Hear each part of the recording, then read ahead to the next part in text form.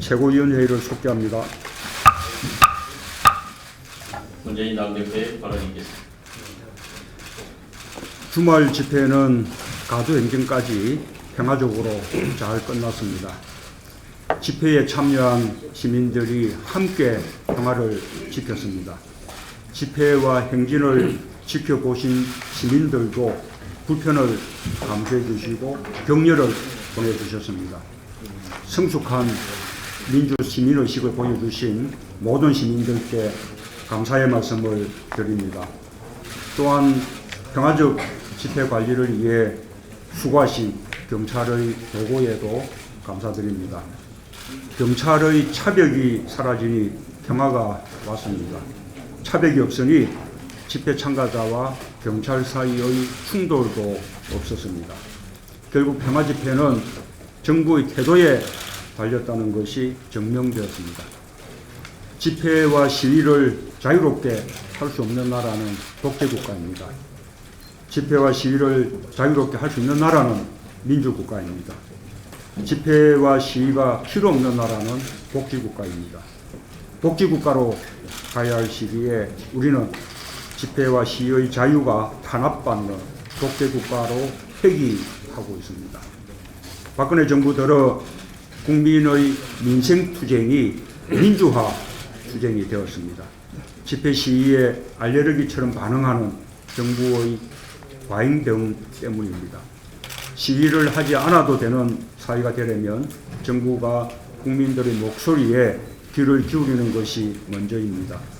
역사 국정교과서 반대, 쉬운 해고 반대, 평생 비정규직 반대, 청년 실업 대책, 쌀값 폭락 대책, 국민의 요구는 절박합니다.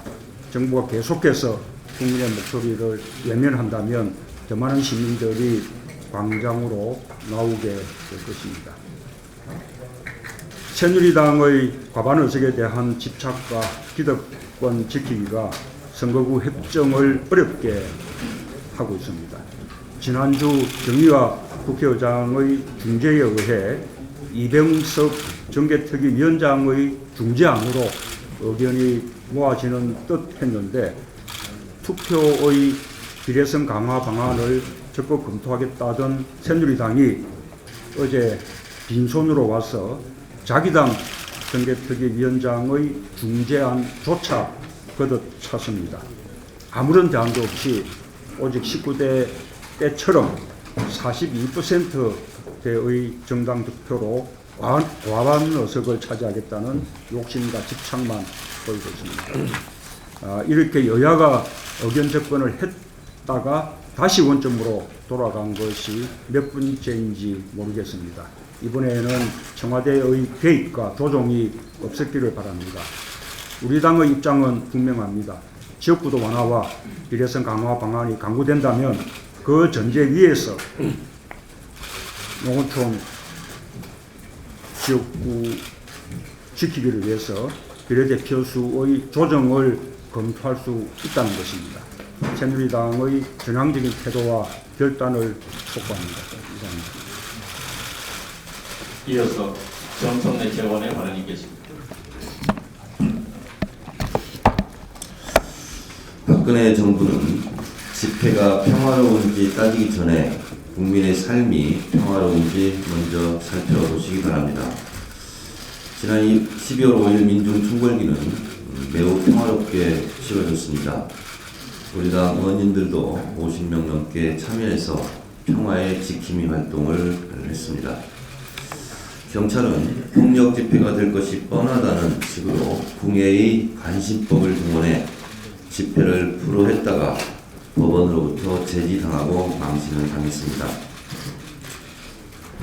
집회의 성격이 평화적이었는지 아닌지에만 관심을 둘 것이 아니라 박근혜 정부는 왜 국민들이 길거리로 뛰쳐나오는지를 살펴야 합니다. 노동계약에 대한 규탄, 부가세 국정화 반대, 그리고 쌀값 보장, 인권 수호, 자주평화, 청년 일자리 창출 등 민생에 대한 국민의 목소리를 먼저 귀 기울여야 할 것입니다. 경찰은 이런 평화 집회가 열린 다음날 보도자료를 내어 11월 14일 1차 민중총궐기 행사 주최 측에 소요죄 제공을 검토하고 있다고 말했습니다. 이는 마치 신사협정 다음날 찬물을 끼얹어 평화의 판을 깨려는 의도라고밖에 보이지 않습니다. 소요죄는 제5장 공안을 해하는 죄, 제115조 다중이 집합하여 폭행, 협박 또는 손괴의 행위를 한 자는 1년 이상 10년 이하의 징역이나 금고 또는 1,500만 원 이하의 벌금에 처한다고 되어 있습니다. 소유죄는 형법 제5장 공안을 해하는 죄의 세부 항목으로 경찰이 이번 사건을 공안 사건으로 보고 있다는 점을 보여주고 있어서 매우 충격적입니다. 소요죄는 집회 참여자 전부에게 적용할 수 있는 법으로 집회에 참여한 10만 명 이상을 모두 공동정범으로 기소할 수 있는 매우 중대한 사안입니다. 경찰은 지금 16개 지방경찰청마다 수사본부를 두고 1239명의 경찰 인력을 동원해 1차 대회 관련 수사 대상자 1531명을 대상으로 수사를 펼치고 있다고 합니다. 경찰 자제하시기 바랍니다. 미국에서 가장 오래된 주간지 더 네이션즈의 팀 쇼락 기자는 지난주 한국 독재자의 딸인 노동자를 탄압하다라는 제목의 기사를 썼습니다. 이에 대해 주미 뉴욕 총영사관의 관계자가 더 네이션즈에 전화를 걸어 기사에 항의하며 편집자에게 만나줄 것을 요구했다는 사실을 팀 쇼락 기자가 본인의 페이스북을 통해서 폭로했습니다. 뉴욕 총영사관 관계자는 여러 통의 전화를 편집자에 걸어 잡지사 사무실에서 만나 나와 당신 기사에 대해 논의하자고 제안했다고 합니다. 관계자는 사실관계에 오류가 있다는 지적은 하지 않고 한국이 지난 40년간 이런 굉장한 발전이 있었다는 식의 주장만 반복했다고 합니다. 뉴스프로와 팀 쇼락과의 인터뷰에 따르면 팀 쇼락 기자는 8살에 한국에서 2년간 살았던 경험이 있고 1985년 광주 민주화 운동에 대한 취재를 한 등 지한파 언론인이었다고 합니다. 팀 쇼락 기자는 인터뷰에서 만일 내가 한국에서 조그만 잡지에 기사를 썼는데 미국 정부가 편집장에게 전화를 걸어 불평하는 것을 상상이나 하겠나? 외교관이 하는 일이 이런 것인가? 그들은 내 기사의 사실관계에 대해서는 한마디도 묻지 않았다. 언론사를 겁주려는 조잡한 시도였던 듯하다라고 폭로하고 있습니다. 국내 언론에 대한 간섭과 그리고 언론 장악, 탄압을 넘어서 해외 언론에까지 이런 부끄러운 짓을 하는 뉴욕 총영사관 관계자를 조사해야 할 것입니다. 이상입니다. 이어서 전병헌 최고위원의 발언입니다.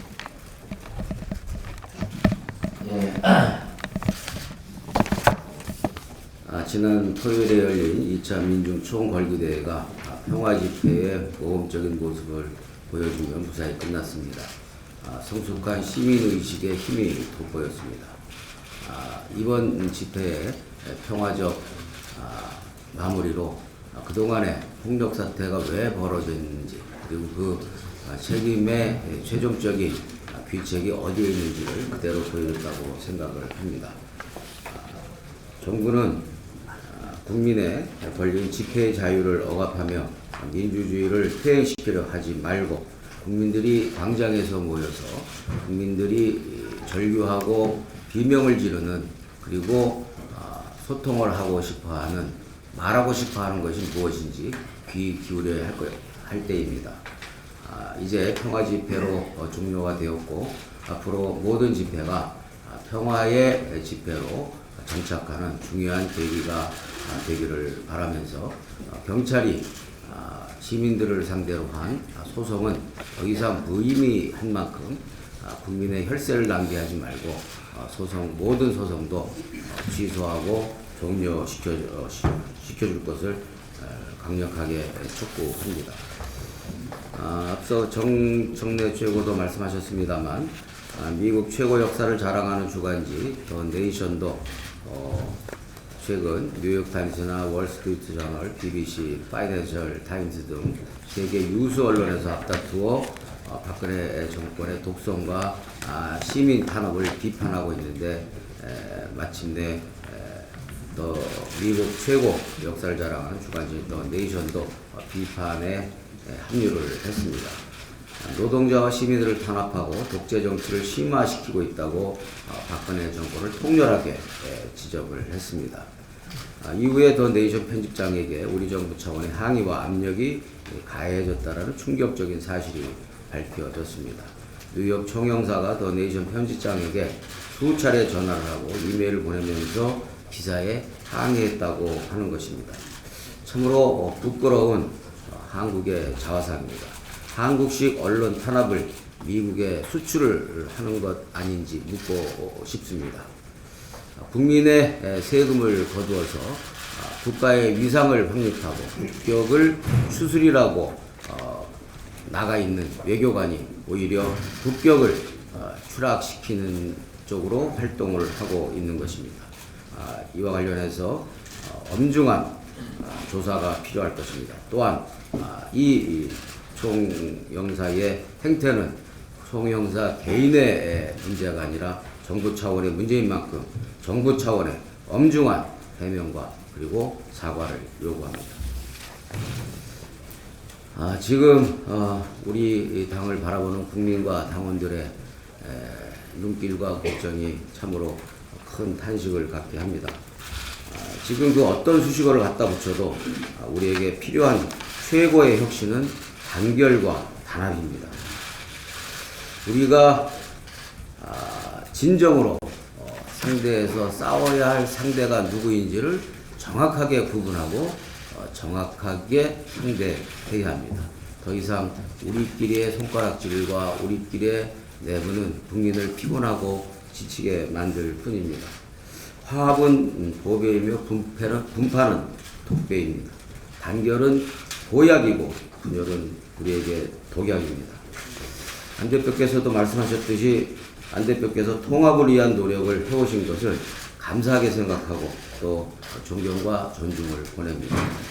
이번에도 안 대표께서 문재인 대표와 함께 힘을 합쳐서 이 어려운 시기의 난국을 함께 돌파하고 그리고 화합과 단결의 모습으로 우리 야당의 지지자들과 그리고 국민들에게 새로운 희망을 보여주실 것을 두 분 대표께 현전 두 분 대표께 간곡하게 호소를 드립니다. 이상입니다. 이어서 유승희 재원의 발언이 있겠습니다.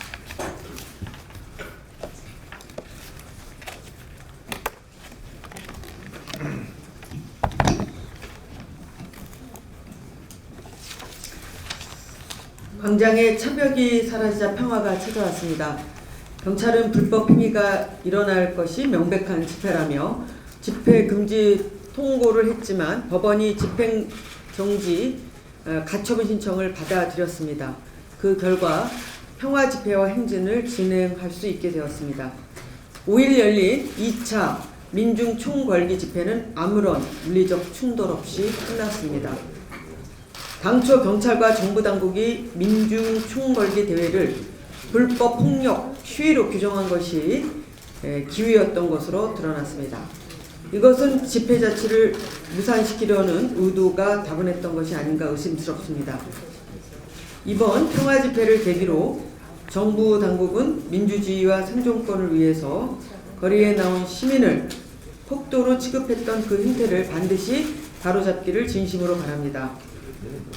무엇보다도 집회를 평화롭게 이끈 참가자들과 시민들, 특히 중재에 나섰던 종교계, 시민사회계 관계자들의 노고에 국민을 대신해 감사드립니다.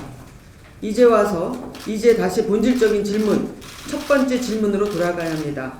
왜 국민이 광장에 나왔는가입니다. 누가 이 겨울의 추운 날씨에 광장에 나오고 싶었겠습니까? 국민 대다수의 반대에도 복면을 씌운 지필진을 동원해서 국사교과서 국정화 정책을 추진하고 밥쌀 수입 등으로 쌀 농사 위기에 처한 농민들의 쌀값 보장 목소리를 외면하고 민주노총과 노사정의에 참여했던 한국노총의 반대에도 노동법, 노동계약을 밀어붙이는 현 정부의 일방 통행에 대해서 분노한 것입니다. 박근혜 정부는 정부 차원에서 지난 1차 민중 총궐기 때 국가폭력에 대해 책임있는 사과와 관련자 처벌에 나서야 합니다. 지난 1차 민중 총궐기 대회 때 경찰 무을대포에 맞아 백남기 농민께서 중태에 빠진 이후에 아직도 병상에서 사경을 헤매고 있습니다. 공권력이 나서서 폭력 진압, 살인 진압을 한 데 대해서 책임을 져야 합니다. 새누리당은 평화로운 시민을 IS 폭도로 몰아간 국면시위 금지법을 당장 철회해야 합니다. 박근혜 대통령과 새누리당은 이제 폭력 집회 프레임 씌우기를 중단하고 엄동설안에 강화문 거리에 쏟아져 나온 국민의 목소리에 귀 기울이기를 바랍니다. 정부의 부동산 정책 실패가 서민의 부담으로 지금 되어가고 있습니다. 정부가 부동산 경기 살리겠다며 빚내서 집 사라고 한 것이 결국 눈덩이처럼 늘어나 지금 가계부채로 돌아오고 있습니다. 한 분기 말 가계부채가 1166조 원으로 연말에 1200조 원을 넘어설 것으로 전망됩니다. 이제 와서 정부가 집 사라 한 적 없다 거짓말하고 있습니다. 뿐만 아니라 생계형 대출이 지금 300조 원을 넘어섰다고 합니다. 보험 해약 건수 3분기에 333만 6천 건, 역대 최대치입니다. 서민 가게가 얼마나 어려운지 보여주는 수치입니다. 정말 우리 국민이 이 겨울에 얼마나 추운 연말 연시를 보낼지 우려가 되고 있습니다. 박근혜 정부의 대책이 고작 블랙 프라이데이라는 정도인데 소비를 늘려 경기를 활성화하겠다는 것인데 서민들은 지금 소비를 하려 해도 소비할 돈이 없습니다. 지금 정부가 해야 할 일은 서민의 월급 봉투를 두둑히 채우는 일입니다. 우리 경제 기초 체력이 되는 일이기 때문입니다. 근데 박근혜 정부는 서민의 월급 봉투에서 돈을 빼는 일부터 하고 있으니 걱정입니다. 청와대가 노동계약을 연내 추진하겠다고 하는 입장을 보이고 있습니다. 박근혜 대통령과 새누리당이 강행하는 노동법 개정안은 중산층을 무너뜨리고 양극화를 확대하는 법 추진입니다. 월급 봉투에서 돈을 빼는 일이 될 것입니다. 청와대와 새누리당은 노동자의 힘을 빼는 노동계약이 아니라 노동자에게 힘을 주는 노동개혁을 해야 합니다. 우리 당이 제안한 4대 개혁안, 동일노동, 동일임금, 동일처우 명시, 구직수당제 도입 등을 골자로 한 비정규직 제도 4대 개혁안을 적극 검토해야 할 것입니다. 법인세 인상, 초고소득자에 대한 소득세 인상 등 경제 민주화를 주장하는 야당의 목소리에 귀를 기울여야 할 때입니다. 이상입니다. 이어서 추미애 최고위원의 발언이 있겠습니다.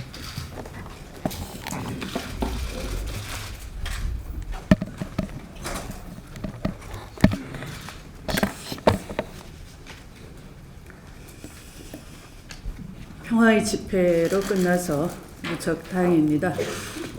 지난 1월 30일 월요일 정청래 최고위원 제안으로 경찰청장을 만났습니다. 그 자리에서 저는 차벽을 설치하지 말 것을 주문했습니다. 차벽은 민생에 절박한 시민들이, 농민들이 소통을 하고자, 위정자와 소통을 하고자 모인 자리에 미리 차벽을 설치한다는 것은 불통의 높은 벽이 되는 것이므로 불통의 벽을 경찰이 세운다는 것은 그 집회를 원천적으로 봉쇄하는 것이다 라고 주장을 했습니다. 다행히 차벽은 설치되지 않았고 집회는 평화적으로 잘 마무리됐습니다. 그러나 그들이 무엇 때문에 모여 있는지, 그들이 외치는 소리가 무엇인지 대통령은 마치 귀마개라도 하신 듯 아직도 모르고 있는 것 같습니다. 올바른 국정은 교과서를 만들어서 되는 것이 아니라 민심을 듣는 것에서 출발한다고 할 것입니다. 대통령은 정작 고집은 보이는데 그 고집이 무엇을 지향하는 것인지는 정말 국민으로서 이해가 되지 않습니다. 민심을 왜곡하고 직언할 자리에 있는 사람들이 제대로 전하지 않는 것을 우리는 일컬어 간신이라고 합니다. 대통령 주변에 민심을 왜곡하고 직언을 하지 않는 사람만 모여 있는 것 같습니다. 그래서 청와대가 어제 노동법을 연내 처리해야 한다, 이렇게 민심과 다른 어깃장을 놓았습니다. 비정규직 법안을 비정규직 고용안정법이라고 또 이름을 바꾸어서 부르고 있습니다. 도대체 비정규직 사용기간을 현재 2년에서 추가해서 배로 연장하는 것이 비정규직 고용안정이라는 어불성설이 어디서 나오는 것입니까? 이미 그런 추가 연장 시도는 2009년 이명박 정부에서 허구적인 100만 해고 대란설로 시작돼서 저는 이것을 막아냈고 6년이 흐른 지금 박근혜 정부에서 다시 고용안정법으로 둔갑시켜서 재시도하고 있지만 비정규직에게는 절망뿐인 것입니다. 더군다나 이 정부는 계약직보다 신분과 임금이 불안정한 하견 근로를 제조업과 전문직으로 전면 확대하려고 하고 있습니다. 잘 아시는 것처럼 우리나라는 산재 사고율이 OECD 국가 중에 제일 높습니다. 산재 사고율 1위 국가, 불명예 국가입니다. 파견 근로를 확대하려는 뿌리 산업, 이른바 금형, 주조, 용접 산업은 높은 숙련도가 요구되는 기술직이고 우리나라 국가 경쟁력을 담보하고 있고 이것이 보호장치가 없다면 산재 사고가 많은 현장이기 때문에 높은 산재 사고가 더 올라갈 것입니다. 그래서 이런 숙련공이 필요한 제조업과 전문 직종에 대해서는 숙련도가 필요한 제조업에 대해서는 결코 파견 근로로 가서는 안 되는 것입니다. 무능과 무지로 국격이 땅에 떨어지고 있습니다. 박근혜 대통령은 국가의 격이 순방으로 높아지는 것이 아니라 제대로 된 국정 운영으로 높아진다는 것을 명심해 주시기 바랍니다. 말씀을 마치겠습니다.